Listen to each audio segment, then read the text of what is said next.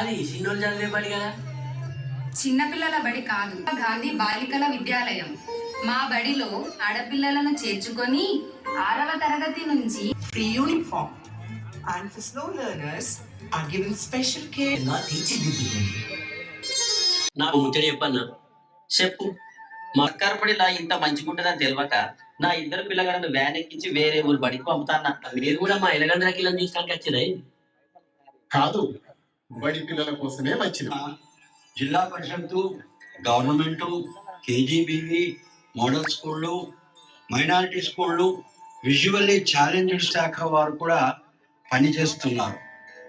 అన్ని రకాల పాఠశాలలు విద్యార్థుల వికాసం కోసము మరియు సమగ్రాభివృద్ధి గౌరవ జిల్లా కలెక్టర్ గారు మాట్లాడవలసిందిగా కోరుతున్నాను.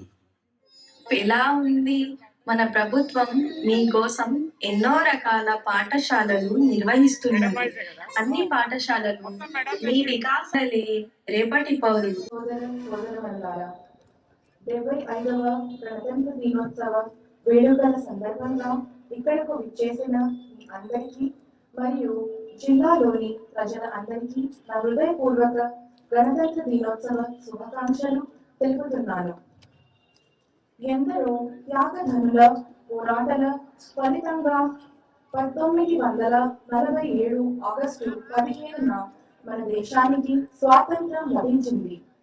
ప్రజాస్వామ్యం, లౌకికవాదం బునాదిగా మన భారతరత్న డాక్టర్ బిఆర్ అంబేద్కర్ గారు రచించిన రాజ్యాంగం 1950 జనవరి 26 నుండి అమలులోకి రావడంతో భారతదేశంలో సర్వసత్తాక ప్రజాస్వామ్యం గణతంత్ర రాజ్యాంగ అవతరించడంతో గణతంత్ర దినోత్సవాన్ని గొప్ప జాతీయ పండుగగా మనము జరుపుకుంటున్నాం. త్యాగధనులందరినీ ఈ సందర్భంగా స్మరించుకుంటూ జోహార్లు అర్పిస్తున్నాను.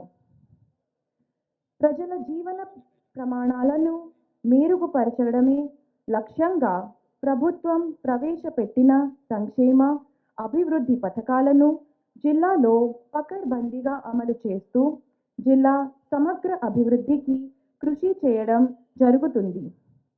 కరీంనగర్ జిల్లా సమగ్ర అభివృద్ధి కోసం అమలు చేస్తున్న పలు అభివృద్ధి సంక్షేమ కార్యక్రమాల ప్రగతిని మీ ముందు ఉంచడం నా కర్తవ్యంగా భావిస్తున్నాను.